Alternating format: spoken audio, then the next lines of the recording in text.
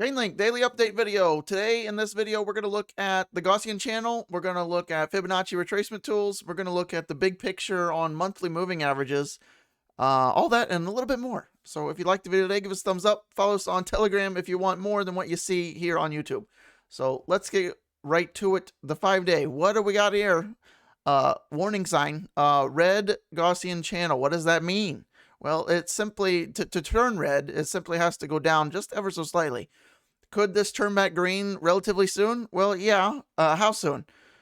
Well, it depends on what the price does, right? If we start rallying really hard up here and we get up to the top of the channel, which is, let's see where we are right now. The price currently, from there to the top, we're looking at, roughly, 85, 90%.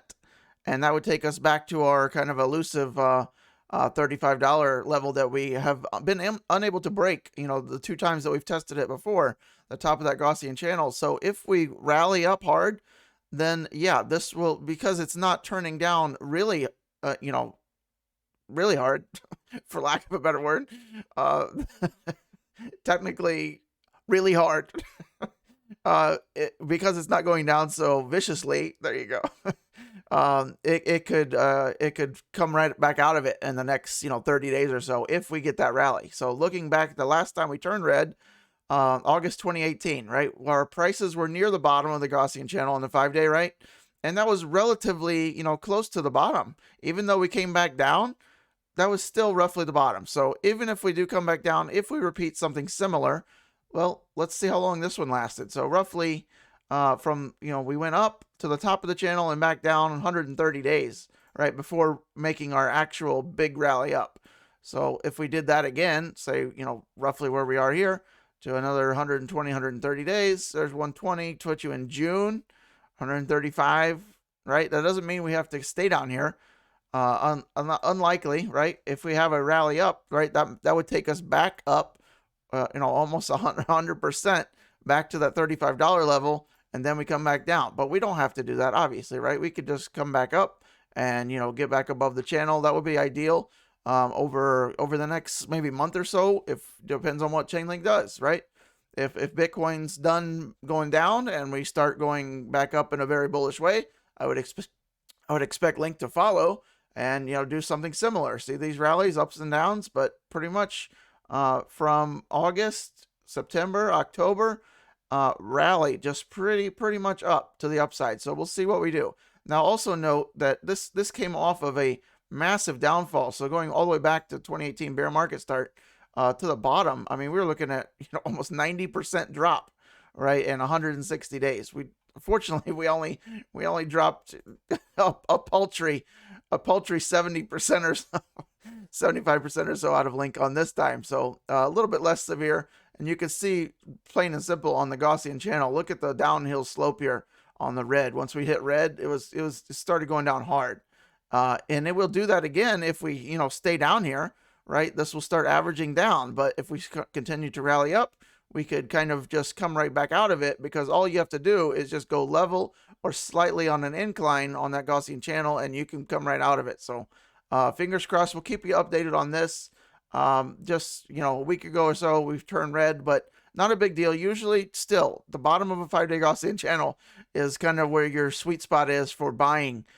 Look, case of point number 1, July, right? Wick to the bottom and hard rally. Back in here, even if you're back in June 2018, right when you hit it, average buy of 17 cents, you're looking pretty good. Okay, anywhere along the bottom of the 5-day Gaussian channel for pretty much any coin doesn't mean it's the absolute bottom, but it means that usually, and I mean 99% of the time, fast forward a year or two, and that's just a rock star buy zone. Okay, so kind of your golden sweet spot. So that's the Gaussian channel in a nutshell. Let's go look at the biggest picture, the monthly. This is our 21-month exponential moving average. And you really never want to break this when you want to remain bullish. And this is why Link is probably struggling a little bit.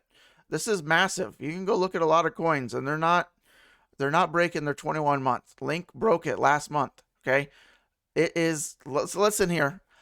Listen, we do not want to hold 2 months under the 21-month EMA. So that current level is around 1940. Okay, maybe a little bit less. Let's get an exact number. 1930 right now. That should remain about that. Okay. At the end of February, March 1st comes around. We want to be at 1930 or higher. I promise you. Otherwise, we're looking at probably stuck in the mud for Link for a little bit. Okay. I love Link. Obviously, I got the thing, but your ROI might suffer a little bit if we close another monthly candle under the 21-month EMA. Okay, I'm just throwing that out there. All right, so let's take that off and let's try some Fibonacci tools and let's see the big picture of that and see what we got going. So swing high, swing low down here. We'll move this over so you can get some actual prices. Hopefully you can see these. So we got, where do we got? Well, we've bottomed out. Hopefully we bottomed out for Link. And now as we move our way up, you need to be watching these levels on the monthly scale, right? We're going to look at the weekly and the daily as well if you want to see that. Okay, so 2276 is our first zone on the monthly. 2852, 3317, and our golden ratio is that top of that Gaussian channel, just above like $37. Okay, so this will be massive if Link can clear this whenever we get back up here. And what else do you notice? Well, look at this. This is huge. Right? The top of these candles right at the same level as this.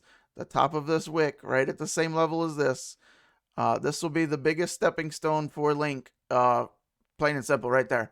If we can close a monthly candle above that, then all-time highs will come relatively quickly, in my opinion. So watch that on the bigger scale. Now let's go down to the weekly and see if the zones have changed a little bit. Okay, so let's go see what we have on the weekly. So rough estimates here.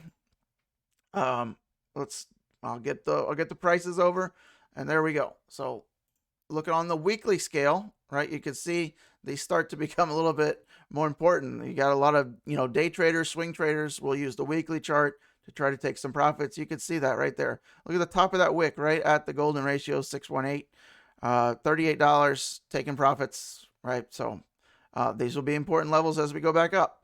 So first step, 2288 right there. Next step, look at those wicks. No coincidence, 2867. And some people will sometimes front run these or, let them go. If you see them over these levels, be cautious, right? Because they'll usually snap back to it and close just under it, as you see here, right? The wicks. So these are a lot of people taking profits right at those levels. I mean, you can go all the way back here, right? Because you could have redrawn this, right, as you start to move up again. Then you'll see where you get these candles closing and these wicks are going right to these levels. Okay, so this will be important as we go back up. So what's 2867, 3334, 3802, and then after that I think kaboom. So that's the weekly.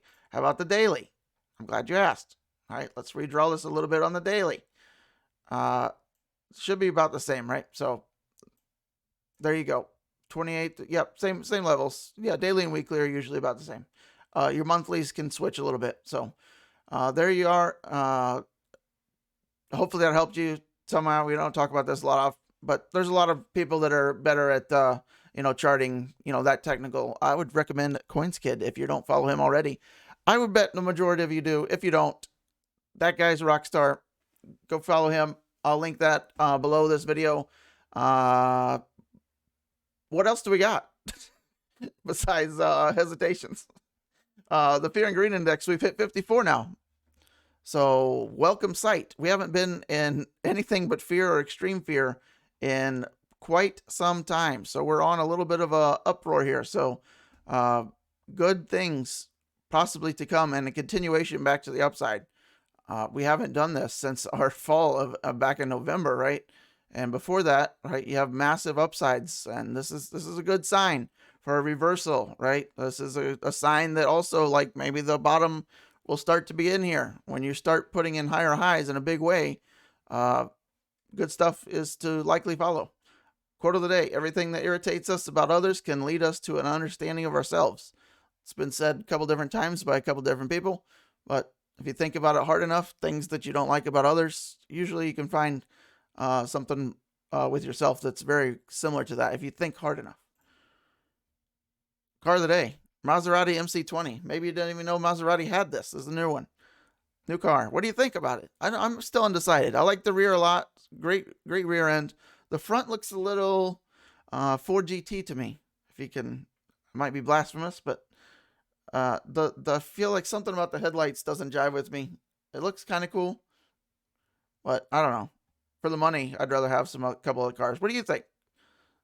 Maybe it's the wheels. I don't know about the scythe blade wheels. I don't know what's going on there. Usually most supercars I have a pretty open mind, but I feel like they kind of maybe rushed this a little bit. Give me your thoughts. If nobody's watching this far, what am I talking about?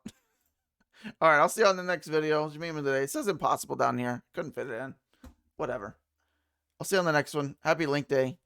We'll keep you updated.